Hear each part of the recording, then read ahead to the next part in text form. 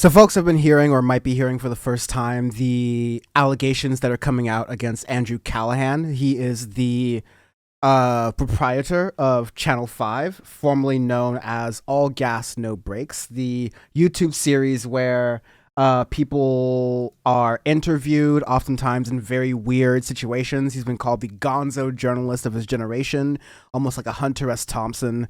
And he also just recently got a show on HBO called This Place Rules.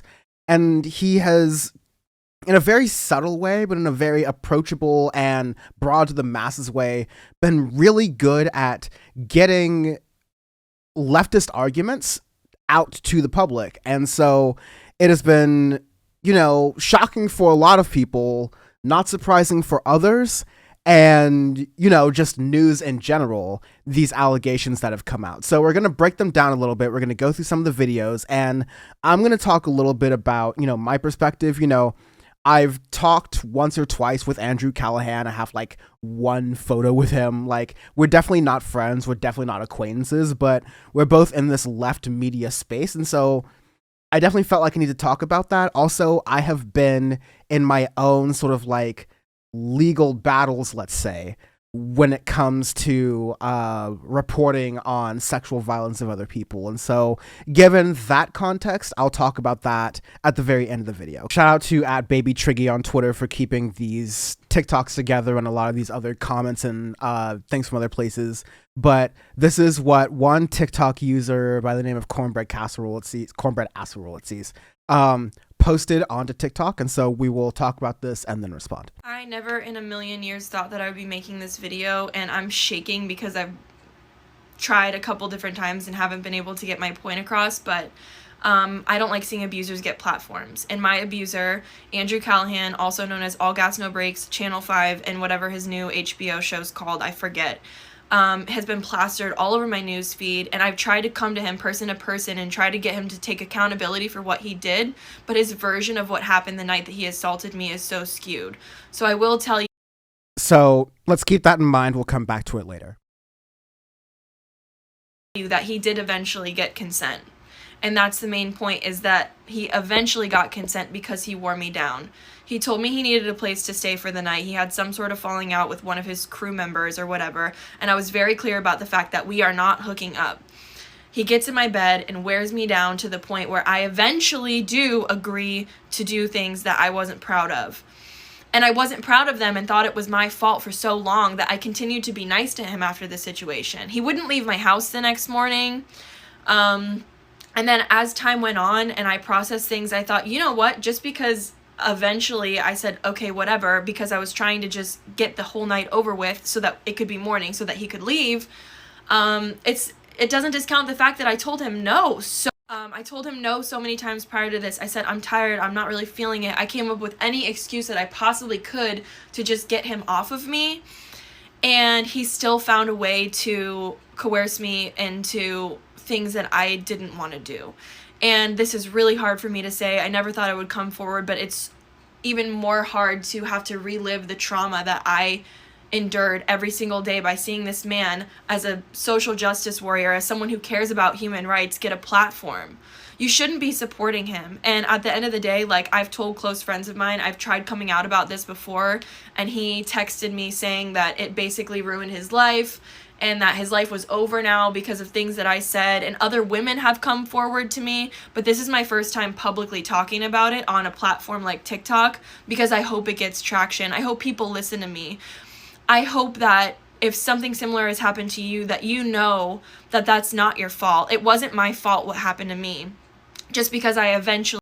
And so it ends there with saying, it's not your fault because you eventually caved. And so top level, what consent is around is an affirmative yes. It doesn't mean you have been, constantly convinced and worn down. Consent is a very broader than people believe. And there was a while in the early 2010s when a lot of people would satirize the idea of consent and say that, oh, social justice warriors were ruining sex, when, remember, a lot of this stuff was a backlash to the Me Too movement and the fact that we were actually learning and coming across for definitely not the first time, but it was starting to become public in a way that people were finally feeling comfortable to talk about. Again, with Andrew Callaghan being one of these people who is around the left as I am. And a lot of people have said, wow, Dan, is he really even part of the left? And I would understand that because his videos are, he comes across as the person who interviews in a fairly moderate way. He's not really being pointed. And even if you take some of the opinions out that are expressed in the Channel 5 documentary, but even if you apply those in, I think this commentary applies either way. It's that Andrew has tried to play someone who isn't necessarily opinionated or isn't necessarily charged with his opinions, but I think it's very clear with the way the videos are edited, with who is being shown, with the succession and order in which all these topics are being discussed, again, especially in the HBO documentary, that he is coming from these things not as a conservative who thinks, oh, look at these right-wingers who just want to save America and look at these crazy left-wingers. He's not necessarily coming at it from the place where you would perceive him as someone who is, look, Antifa is right all the time and they're great, and look at all these right-wingers who are doing like all the wrong things. You could see it as definitely like it's not pro right wing in any kind of way, you could see, right? And so I think in that way, his content at least is very subtle and approachable. And that is why he has gotten this prevalence among so many people. But at the end of the day, he has been accused, and this is not just the first video, we'll be going through other videos here, but he has been credibly accused of some pretty heinous things. And on the left, unlike the right, where they are willing to forgive and move on from people like Donald Trump or Roy Moore or hell, Herschel Walker just a couple of months ago, unlike the right, where they're willing to move past people's behavior, even though they don't really take accountability for that behavior, just so they can get some political advantage. That is not the way that I think the left should ever behave, and that is not something that I'm going to stand for on the left in any way. And thankfully, I see a number of people on the left who are denouncing this behavior, but this is just what should be expected. This should be the norm. It's not like, oh, let's see what they say or what they have to feel about it. This is reprehensible behavior, and unfortunately, this is not the only thing, because as we go down, there's a whole video on here that, again, you could check out on TikTok. I think the account might have gone private, but there is more detail there. There are other people who are mentioning these allegations. Again, shout out to Cario at BabyTriggy on Twitter, who is keeping track of these things. But one TikTok user named Moldy Freckle said, Andrew sexually assaulted me as well. I had previously been involved with him, but only when I was extremely drunk. I confronted him about it. He invited me over to dinner to apologize, and then assaulted me in my car, and I had to physically kick him out. Thank you for sharing. Fuck him. When he was on tour, he took me out to another person. Plant Puke Tattoos says, when he was on tour, he took me and my friend out to a party and tried to F my roommate, after she said no, and he left our house screaming. Not a good look. I'm from Seattle and know many people in common with him, and you are not the first person who I have heard about this happening to. I'm very sorry. Another person that was from Ms. Rebel, and another person, Marg, says, I went to a neighboring high school as him, and at the same time he was in high school, not the first time hearing about something like this. And so, as you get with a lot of these situations, this is not, random occurrence. And so when you get the understanding that this is not a random occurrence, you start to see that there's more credibility to these cases. I mean, of course, as I will explain a little bit later, the process of coming public with allegations of any kind. I mean, you take the Megan Thee Stallion, Tory Lanez case that happened a little while, where everyone in the case is having to relive and go through different instances of what happened to them that are very traumatic, that have then been skewed based on the statuses of the people involved, the celebrity statuses of people involved. And it is very traumatizing to go through these cases again, to have them relitigated in public, to expose yourself in court to these things. And so to come out publicly takes a lot of courage and a lot of anger. And I think from us has to require just, us as onlookers, especially us as pundits, has to require definitely listening and a lot of respect. Now, of course, at the time of recording, I have not seen any sort of response from Andrew Callaghan himself, and we should, listen to that response and see what he has to say as well. But, there is a lot of stuff going on here. And here's another video with more receipts of what, people are asking for, and we'll play that here. Feel free to do that, but I can't mentally handle this anymore. This was Andrew and I agreeing to hang out. So you see some Instagram DMs. You see a phone number that's probably messaged out. But this is from the 31st of March, 2021. And apparently Andrew says he's just solo walking around, etc. When he was in St. Pete. This was us the night at the bar. So you have a photo of the survivor and Andrew together. It's pretty unmistakably Andrew. We went into the bathroom to take a photo because this bar, the bathroom has its own Instagram page, and it's just something people do at that bar. Also, like I said many times before, I trusted him, and people are blaming me for trusting him, and I did, and it is what it is. And that is horrifying too, because as I hope people are watching this, at first I wasn't doing a lot of commentary during this because I didn't want to pause, because I wanted you to feel your reaction as you're watching this, viewers. People in relationships and intimacy, they put trust into others, and when that is broken, even if it's a momentary thing, even if it's people you just met but you feel connection with or whatever, right? You should understand what you're doing in that situation and respect that and try not to disrespect other people's boundaries. I think that's the learning lesson that people should take from this. This is a comment from someone who I've been speaking with about what happened to her.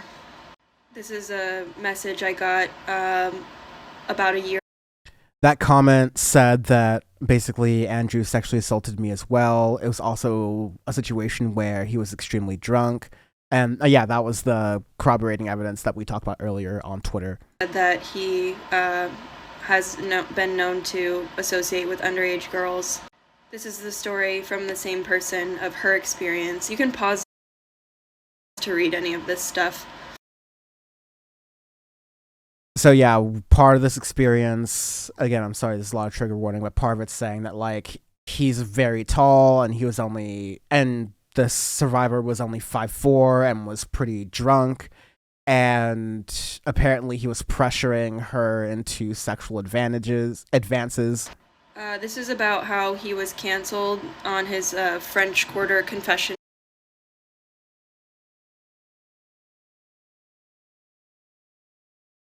But show when he went to Loyola because of the same sorts of allegations. You can pause to read that.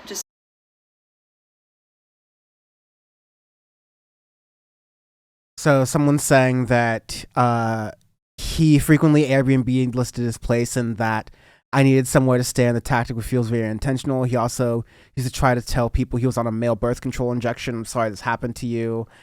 And I know how gross it feels when people praise his politics. It's another story. He's got a list of women who he gets to give him head. Another instance of sexual assault. And I'm keeping these people private, and they've all consented to me sharing their stories. And I'm doing so because I've already put my face out there. I'm already getting all the hate. It is what it is at this point.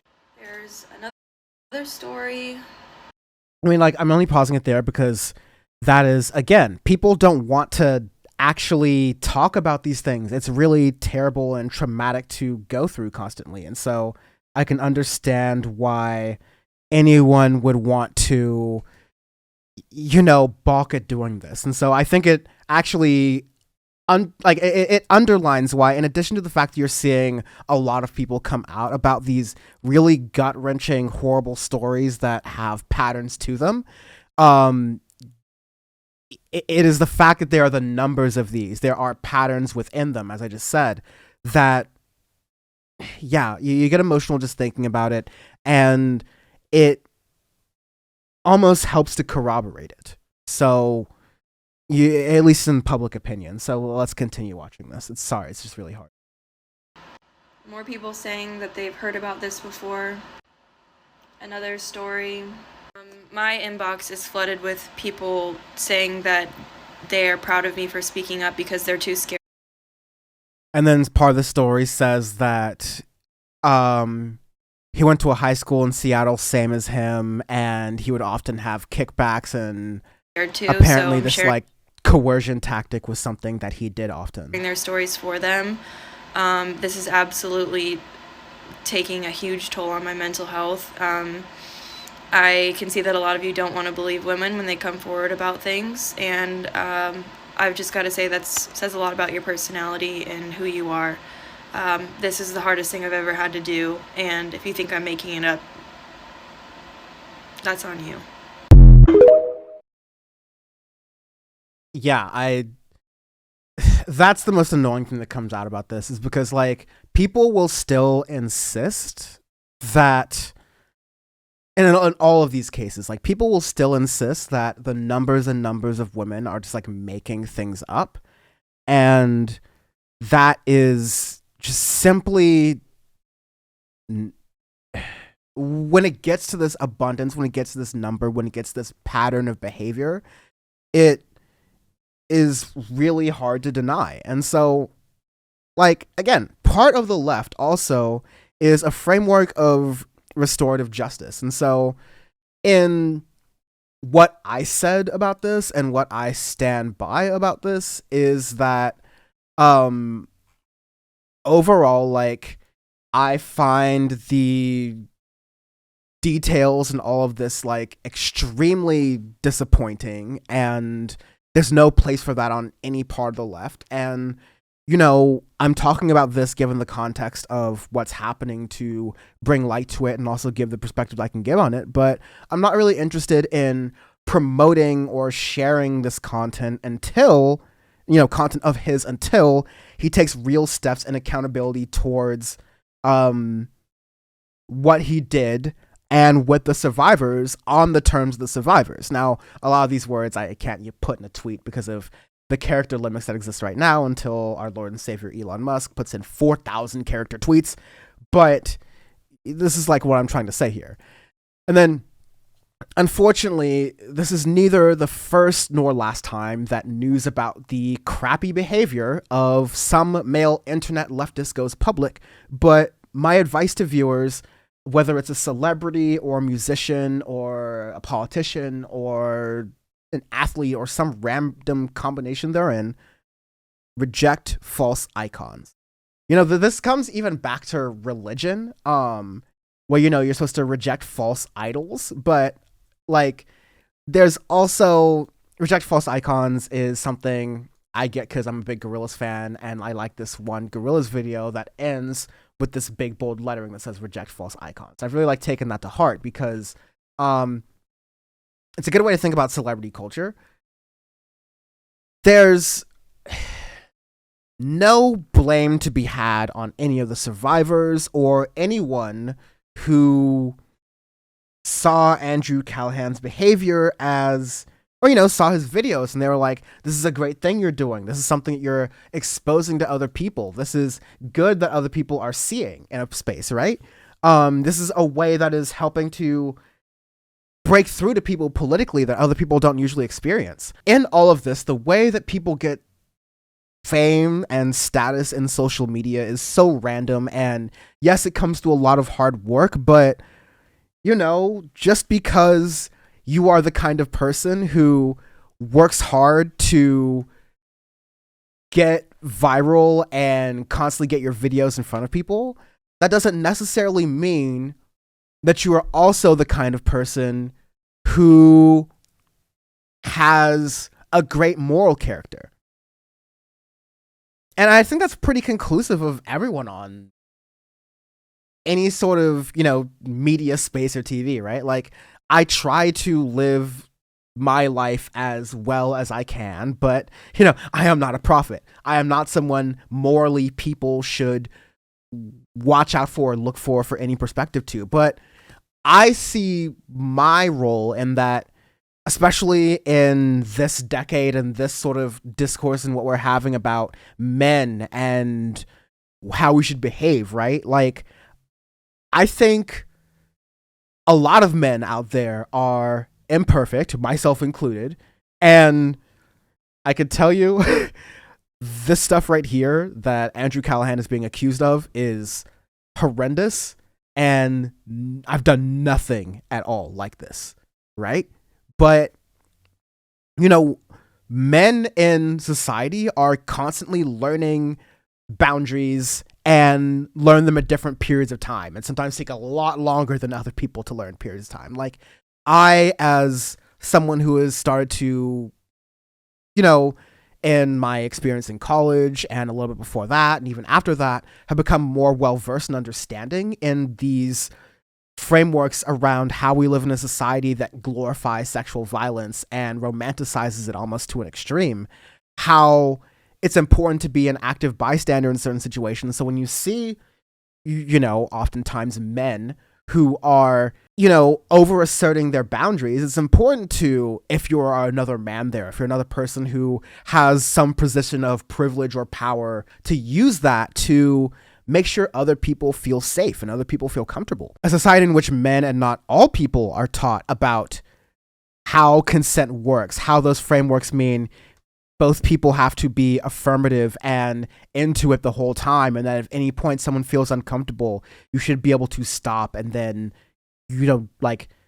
not continue on, and how those are the confines of it, and how it shouldn't be that difficult, how sexual violence can occur inside of relationships, and how we need to really explore all of these things. We need to hold in both of our heads that we need to believe women and survivors of sexual violence.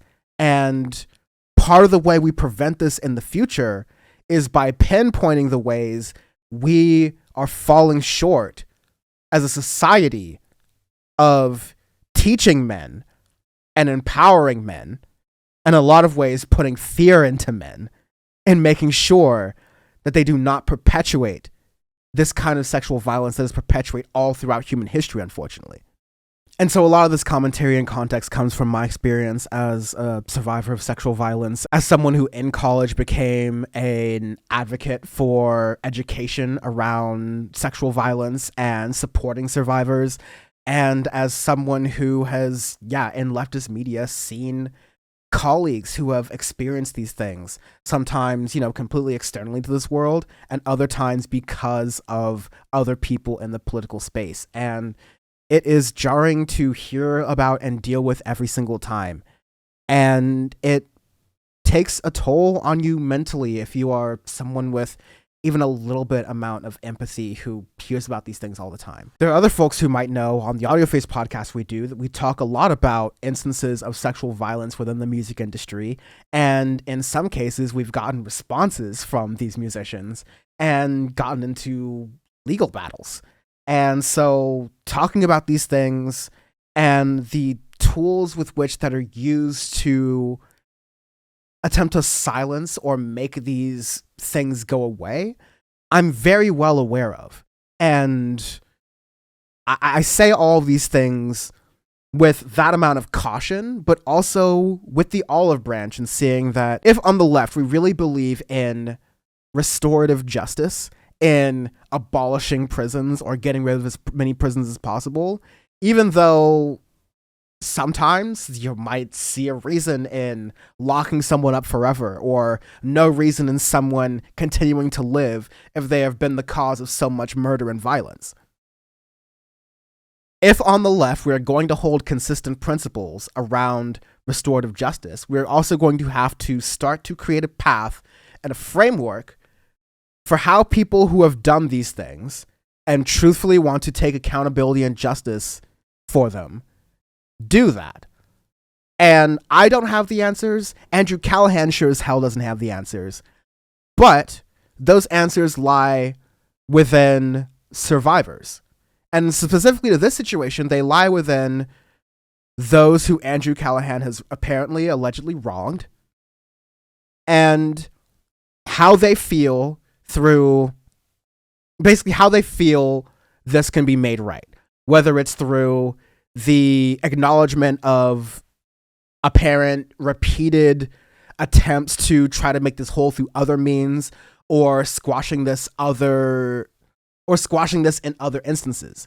There needs to be some way where the survivors who have felt gaslit, who have felt threatened or uncomfortable with coming forward, no longer feel that threat, and they can start to feel some type of closure and can move on from the situation. Because a lot of survivors don't get that. Speaking from personal knowledge and experience. And so that's all I can wish for the survivors. That's all we should give the survivors, in addition to privacy and respect. And this should be a learning moment. If nothing else, there's a lot of things to learn from this, but none of these people online, just because you manage to get in front of a lot of cameras, does not make a person worthy of modeling your life after or respecting morally. Like, respect their love of the game, respect how they make videos or how they stream or how they commentate or whatever, but don't take much more than that, because I know a lot of these people and I know a lot of what's already public, and I know a lot of what isn't public, and y'all should save yourself the trouble and start to view the framework within that versus holding these people up on a higher pedestal than they honestly should be. Reject false icons. Where's that photo? Right there. Reject false icons. And this is just the beginning of Power Report of this year. We're going to get a new graphics package. It's going to be a little less boring. And yeah, ultimately that legal matter personally was resolved to both parties' satisfaction. It's no longer a current thing I'm dealing with right now. But this is what hopefully people can understand about the media space and the media landscape and the media game. And so be an informed viewer. That's what I hope all informed Dan from the Internet viewers do. That's what I hoped all informed Power Report viewers do. And make sure you check out the stream on Thursdays, most Thursdays, 6 to 9 Pacific, or I guess that's 9 to midnight PM Eastern on twitch.tv/Dan from the web or youtube.com/Dan from the Internet. Cheers.